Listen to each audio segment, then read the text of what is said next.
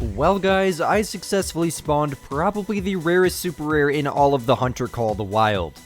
I still cannot believe it, man. A 9 legendary, guaranteed diamond, Acro-melanistic, probably super rare gray wolf.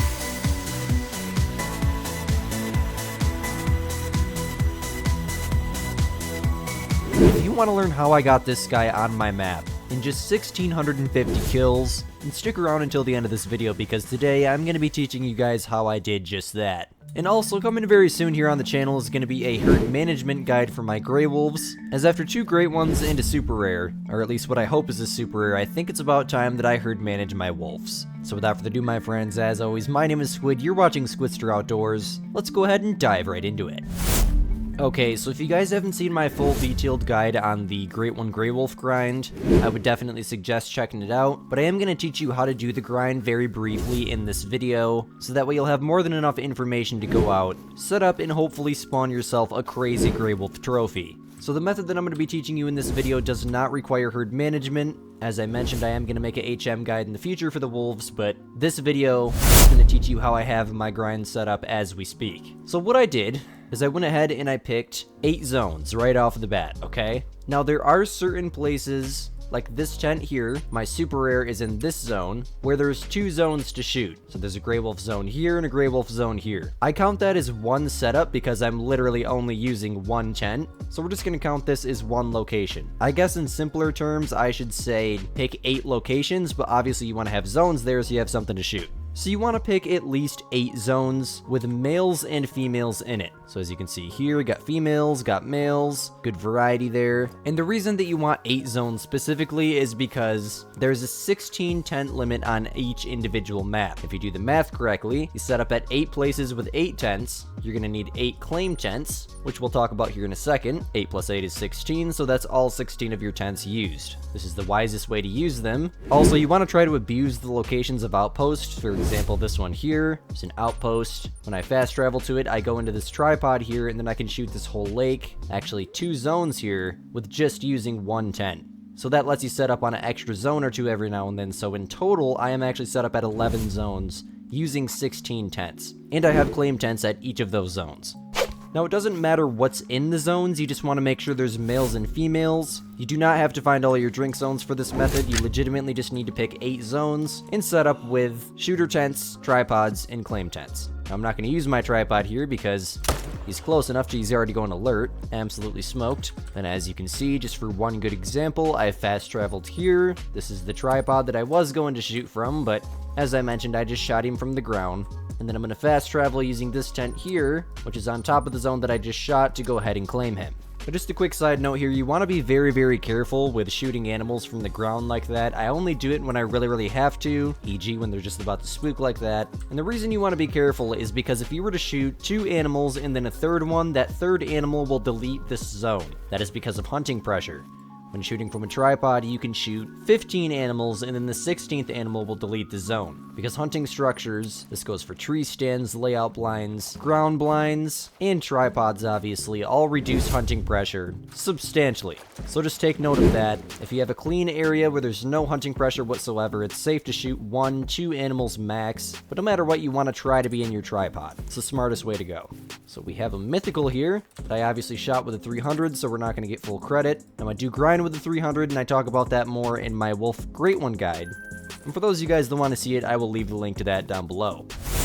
Okay, so once you start your grind, there's a very specific thing that you need to do to get big rares to spawn. Now, anytime you shoot a male, there's a small chance it can come back as a rare. For certain rares, like Acro-melanistic, which ironically enough is the one that I have a super rare of, or I hopefully do, have less than a 1 in 4,000 spawn chance, which makes them more uncommon than any of the great ones in the entire game. As far as I'm aware, that's what I've heard throughout the community. Obviously, I'm not a developer on this game, so don't quote me on that, but they are incredibly rare. Any rare is more uncommon than a diamond. So after shooting a lot of wolves, obviously, as long as you shoot long enough, yes, you are going to get rares. Now, in order to get those rares to respawn as big wolves, big meaning like level 7s, level 8s, and hopefully even level 9s, even level 6s can score gold, so it's always cool to see a level 6 rare as well.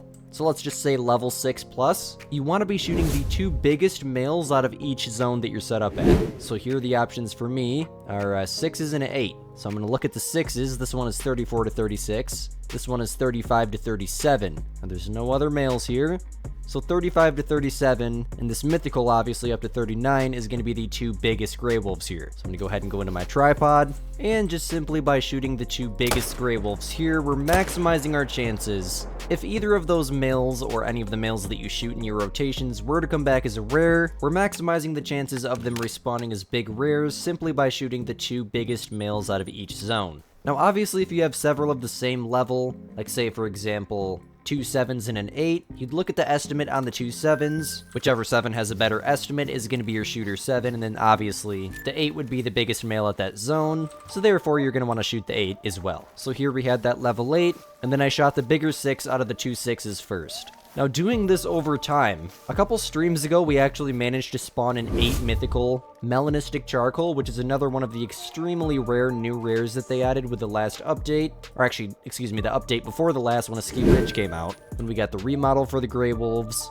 and the Mule Deer Great one. So obviously in the process of doing this, if you're just here for the super rare and you don't really care if you get a great one or not, you can absolutely still spawn a great one. In fact, I spawned 2 great ones before I even spawned the super rare, while grinding for the super rare Grey Wolf. You're doing this grind pretty much just like any other grind, except you're not herd managing, and you're just simply shooting the 2 biggest males out of each zone, which over time is going to lead to bigger males in general in your main zones. Especially if you're herd managed, you can get diamonds like crazy, which in my opinion kind of ruins the grind. Watch my rant video on if grinding ruined Call of the Wild or not, or better yet, if herd management ruined Call of the Wild or not. But I cannot express to you guys how important it is that you shoot the 2 biggest out of each zone. If you're just going around and shooting males, which definitely will spawn you a great one and definitely will spawn you rares, could still spawn you a super rare, but it's more than likely that that rare that only spawns 1 in 4,000 kills, on estimate, I mean it could spawn in 1 kill if you're lucky enough, is just gonna respawn as like a level 4 or a level 5. But if you've been shooting at least, I mean, the 2 biggest 5s out of each zone, or 6s and 7s out of each zone, there's a good chance it can at least come back as a 6 that'll probably score gold, 7 and 8, which will both definitely score gold, or if you're lucky enough, which crazy enough, I mean I have one on my map right now. It took me a long time, but almost 2,000 kills in total, actually, between my great ones and this grind, which is currently 1,665 kills. That was 64. If my dang dog can find this mythical, that'll be 65, but my dog is not very smart. Oh, there we go, tracking blood. Okay, so over my years of grinding, I've heard some theories that stacking increases your chance of spawning a super rare, and sometimes I've seen, like, especially other content creators stack like 10, 20 diamonds on their map at a time, which is insane. And if you're gonna spawn a rare, especially if you're like stacking every single rotation, like you see a diamond, yeah, I'm gonna leave it till I have 20 of them, then I'm just gonna shoot them all back to back. If you're gonna spawn a rare, there's a good chance that it might spawn as one of those diamonds. It's literally crazy the amount of diamonds that you can get with a fully herd managed grind, so herd management definitely helps you get bigger rares, but not everybody wants to dedicate 1,000 hours to one grind. So, I don't know, I mean, I've shot 25,000 fallow deer between PlayStation and PC, both with extreme herd managed grinds. I mean, like a diamond every 10 kills. It's that herd managed, like a diamond every rotation minimum. And I still don't have a super rare. And I've been grinding them since the fallow came out, so it's definitely still RNG based, random number generation. It's either it's gonna happen or it's not, but I will say over time I've seen patterns and things that people do, and they seem to get quite a bit of super rares, I guess. I don't know, because like I said, I did the same thing to my fallow, and well, here I am. No fallow deer super rare. I don't know if it'll ever happen at this point, but hey, I got a potential super rare wolf on my map at least. I am so terrified to shoot this thing. So yeah, if this video helped you guys out, definitely let me know down below by smashing that like button and subscribing, as it is very much appreciated. And I figured I would just share with you guys in the simplest context that I can possibly deliver to you how I got this super rare onto my map. You know, at this point, it's almost hard to believe. I literally cannot believe that I have an Acro-melanistic 9 legendary on my map right now. It is mind-blowing, my friends. But it's definitely there. And I'll tell you this, I've been grinding these Grey Wolves literally since the moment they came out. 8+ hour grinding sessions every single day of the week. And well, it's definitely paying off. Look at that thing. This is so cool. I'm not gonna aim at it, but I want to see him closer up. Well, this scope sucks, so it's not really much closer, but I think you can kind of see that beautiful Acro-mela better. Man, that is so awesome. Stay tuned. We'll be shooting them this week, I can tell you guys that. Without further ado, my friends. This is like the coolest outro I've ever made on a video. I can't even, like, think straight. Definitely one of my best trophies of all time. My name is Squid, you're watching Squidster Outdoors, and we'll catch you guys in the next one. Peace out, my gamers.